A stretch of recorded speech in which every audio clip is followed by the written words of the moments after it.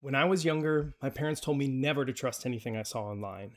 And that was generally good advice. Information from an unverified source should always be treated with skepticism. But even back then, the internet still contained a huge amount of reputable, verifiable information. Disinformation has always existed, but it had to be written and published by someone with intent. It required motivation and human effort. Today, that barrier no longer exists.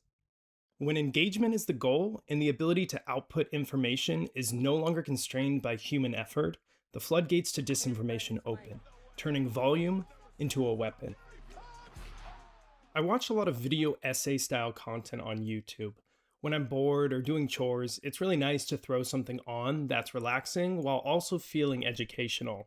But after the AI slop internet takeover, I started to wonder how much of what I was watching was actually made by a person. When you're watching a video, it's fairly easy to spot when an editor lazily interjects an AI picture or strangely generated footage littered with imperfections. But is there any way to tell when the script for a video was produced by a machine with no regard for accuracy or nuance? And that's what we're trying to answer. When we examine a work of writing, how do we determine if it's man or machine? These things are just lights and clockwork. Why AI detectors don't really work. Throughout my research, the outlook was bleak. AI detectors are notoriously unreliable. They're known to false flag human writing and completely miss AI text at times. It's not really surprising. AI models, they are trained on human writing, so anything written by AI could have plausibly been written also by a person. I think these tools still have some value, but their usefulness needs to be taken with a grain of salt, which means the only semi-viable method we have right now is good old-fashioned manual peer review. Gee, that's tough, but I'll try. Now, peer review isn't a proven science either, but it does allow us to identify reoccurring characteristics in AI writing and hopefully draw conclusions. Again, this is not proof, but I think it should get us closer to the answer. So before we look at a real example, we need to establish what AI writing actually sounds like. Fortunately, a lot of people have already been paying attention to this. I pulled a few quotes I liked from a Facebook post by Artists Against Generative AI. Being a Facebook forum, I can imagine this is a more distinguished crowd of worldly individuals, so let's take a look at their wisdom for a moment. Here in this post, they identify 3 common tells of AI writing. Rule number 1, the rule of 3. It's not because of A or B, it's because of C. I think we've all heard this before. Many of us, including myself, have used this sort of prose often in my own writing, but I do find when asking ChatGPT to write something, it tends to utilize this sort of phrasing frequently throughout the entire work. Another obvious example and giveaway of this is when 3 supporting statements are listed one after another. And once you notice it, it's kind of hard to unsee it. Obsessive adjective-adverb pairing. Did you ever think that maybe there's more to life than being really, really, really ridiculously good looking? Persistent use of compound adverb, adjective, or noun phrasing. For example, all this glittery shit is deliciously opaque and ravenously empty. AI cannot resist the influence of a juicy, succulent adjective or adverb. It is run to it like flies to Scheiße. I find this to be most common in the so-called scene setting portion of an essay, or whenever there is an intro, conclusion, or some sort of transition point. AI tends to describe everything in vivid detail in an attempt to drive engagement. An adjective or adverb here and there is fine, but when they're overused, it just sounds redundant and can be telling of an AI work. The salesman voice. Let me just give you my wallet out here and show you my ID to let you know that I am straight up legit. It's real. I ain't trying to do nothing to nobody. AI always sounds like a used car salesman trying to push clunker vehicles at you. Each and every detail needs to be glorified in order to make the message sound maximally interesting, oftentimes at the cost of accuracy. All we're trying to do is put you into an affordable, pre-owned, certified Toyota. This one's a little bit more difficult to quantify other than the overall feeling you receive after hearing it, but if you ever decide to dive deeper into what a specific video essay says and compare it with any of the cited sources, a lot of times you'll find that the source reads very differently than how it's portrayed through the convincing AI language filter. Fact checking. We'll throw in one more bonus identifier I thought might be important. The challenge with fact checking is that people can make mistakes and regurgitate false facts just as easily as AI can. Additionally, when it comes to writing, it can take a huge degree of effort and expertise to determine what's real and what isn't.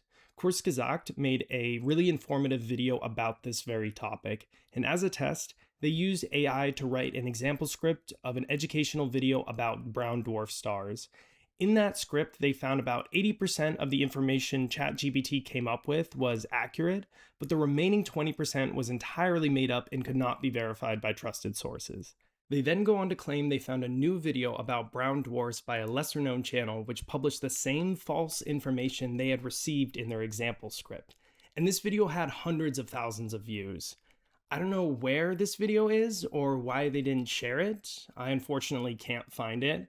Regardless, I think it does show how with some elbow grease, dedicated research, and expertise, we can debunk falsehoods perpetuated by AI scripts. Applying this to a real channel. Using the aforementioned methods, we can make a better judgment about whether a script is AI generated or at least heavily assisted. There's also a lot of peer review discussion online where people collectively analyze content like this. Now for my example, the channel I wanted to take a look at is called The Forgotten. I actually found it through the same Kurzgesagt AI video where they used a screenshot of it as an example of AI slop. I don't really know the whole story behind this channel. They upload bi-weekly history videos and claim to rely extensively on archival research, historian consultations, and immersive historical atmosphere with period-accurate music and cinematography. They even have a very educational looking website that looks suspiciously similar to the front page of history.com, so it must be legit.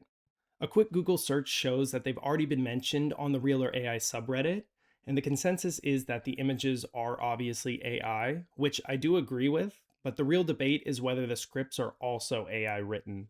Now, one commenter cites a specific video where the script wording sounds AI, so I thought that video would be a good launching point for my own analysis. The king who ate fish died in 7 days and destroyed England. For context, it's about the untimely death of King Henry I in 1135 and the surrounding chaos of his succession after his death. Not much else needs to be explained. If you want to watch the video, go right ahead, but I just took the transcript and started to poke around. I'd also like to point out, as I'm writing this script, that even the title itself perfectly follows the rule of 3, which I think is just 10 out of 10. Great job, AI titling. Wow. First step, AI detectors. What better place to start than the AI model itself? Now, after briefly considering the hypocrisy of asking ChatGPT to analyze my script, I made the executive decision that my actions were for the greater good, and I ran it through the detector. What can I say? The short answer, very likely yes, or at least heavily AI assisted. I mean, are you kidding me? Chat cites numerous examples of dramatic language and repetitive rhetorical devices and bold claims throughout the entire script. Do I trust all this info? No, but I do think it's helpful in the process of highlighting sentences I myself would have flagged anyways. And I went ahead and double-checked my work with Grammarly AI Detector, which led me to the same conclusion. Now, they did give it a lower score, I would say, in terms of the AI writing analysis. They did flag some sentences, and I think they gave it's like a 35 or 45% AI written, but this is what they pointed out specifically, some of the elements in the writing. Excessive dramatic hooks, repetitive setup, pause, revelation structure, and no authorial voice. The last point Grammarly makes I found particularly interesting.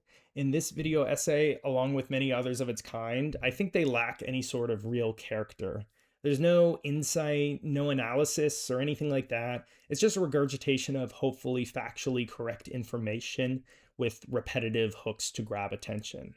I mean, seriously, my 700-watt Amazon Basics microwave has more character than this essay. I don't need to waste your time going through each and every line of the script, but I thought we'd take a look at the video while I pull some blatantly AI sounding sentences and compare them with our previous list of AI writing characteristics. Now, before you say these are cherry-picked examples, please know that the entire script sounds like this. Patterns in action. Let's take a look first at the rule of three here. First quote. And at the head of it all sits an old king, 67 years old, still powerful, still commanding, still making decisions that will shape the fate of two nations. Okay, right off the bat, we're listing three things, one after another, to elongate the sentence. I like it, I like it. But Henry I of England has never been one to follow anyone's advice but his own. He's ruled for 35 years through sheer force of will, imprisoning his own brother for nearly 3 decades, surviving assassination attempts, and holding together an empire through brutal efficiency. Okay, here we go with another 1, 2, 3. It really does sound like the AI is trying desperately to hit a word count right now. And if that's not bad enough, we do also end this sentence with a blatant engagement hook. What could a plate of fish possibly do to a man who's survived all that? I don't know. I guess we gotta watch the video and find out. Now we have an example of some salesman framing here. You're about to witness the complete unravelling of a kingdom, all because of 7 days of confusion, contradictions, and what might have been the most catastrophic deathbed in English history. This isn't just about how a king died, it's about how his death unleashed 19 years of civil war. Already within just these quotes, we have multiple counts of adjective abuse. It seems like the AI needs to pair an adjective with every listed item. I think so far my favorites are probably either most catastrophic or maybe brutal efficiency. And then we have this. The meal was typical for a royal feast. Roasted meats, elaborate pies, imported wines. I wonder if the AI ever considered the possibility of a fourth item typically served at a royal feast. We may never know, but I am glad to know that the wines were imported because, I thought they were made in-house. When style overwrites the facts. For context, later in the video, the narrator is discussing what actually caused the death of King Henry I. The history books say that he died very abruptly from illness after eating this sort of delicacy fish. So there was speculation of poisoning as a cause of death, among other foodborne illnesses.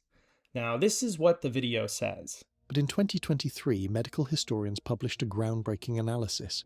They examined all the contemporary accounts of Henry's symptoms: the sudden onset, the high fever, the convulsions, the confusion, the rapid deterioration.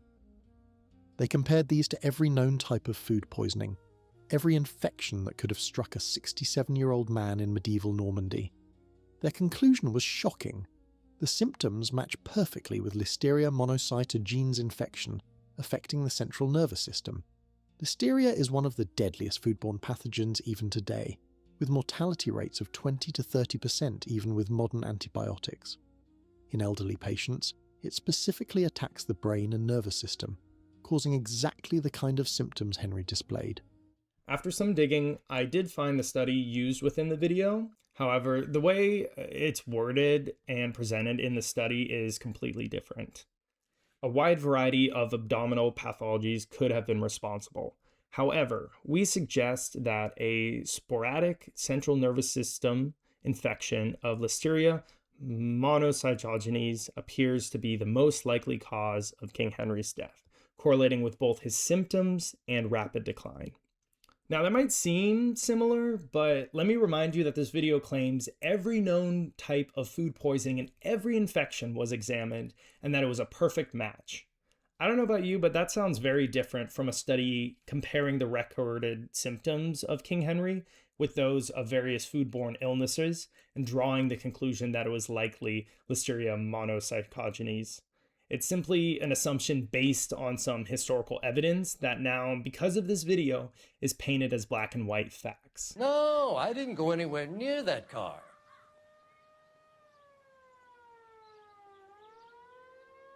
The way in which this detail is portrayed by the video leads me to believe the study was ripped and copied without any sort of nuance, used solely to drive the narrative the prompter wanted to achieve. I think it's time we briefly touched on fact-checking. Now, I'm not a historian or a scientist. When I watch or listen to these videos, I'm hoping everything that's said is true or at least based on real-world evidence. I don't have time to check every little detail said, so a lot of misinformation is probably missed. While I don't know the whole story behind King Henry's death, I did find one quote within the script that caught my eye. So in this section, they're talking about the particular fish King Henry ate before his death. These weren't ordinary fish. Lampreys were the ultimate status symbol, so expensive that later kings would literally use them as currency. Medieval kings would use fish as currency? Let's look into that a bit further. Even the AI that wrote this script thinks it's garbage. Kings did not use lampreys as an official currency. Oh wait, not currency, but payment in kind. They were used as payment in kind, similar to grain, wine, livestock.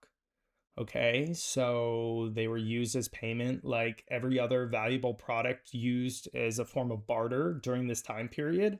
There was nothing I could find about lampreys being used specifically as an actual currency.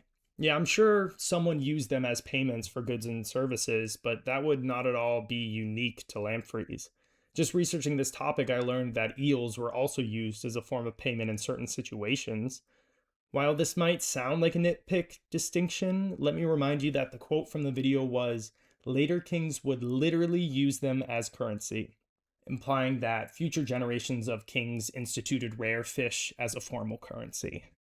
I don't think there is much more I need to say about our example video. In the process of making this, it didn't take me long to convince myself that this script was, without a doubt, written by AI. There are too many patterns found when compared to our model. Now, while I am confident, perhaps some of you might not be. Unfortunately, I don't think there's any way we can empirically prove that something was written by AI. We can observe, analyze, and draw our own conclusions, but we'll never have definitive evidence, only our opinions. But I'm convinced. Guilty! Guilty! Guilty! This channel's most popular video has over 1.1 million views, and it's slop. Low effort, engagement farmed crap pretending to be educational content. And to top it all off, there are thousands of channels just like this, just working away farming AI content for views. I don't really mind the blatant AI generated meme videos as much, the brain rot, because that kind of content doesn't pretend to be anything else. Sure, I don't watch it, and I wish it didn't exist, but it's fiction. It doesn't misrepresent reality. I think in the context of history, science, or news especially, subtly written AI content can do some real damage to us as a society. But the proliferation of this type of content has always been inevitable, and it's hard to avoid. You don't need to deep dive every video you watch, but it might be a good idea to pause for a second, consider the source, and ask yourself if a human actually made this. And if the answer is no, or you have any doubts, don't give it your engagement.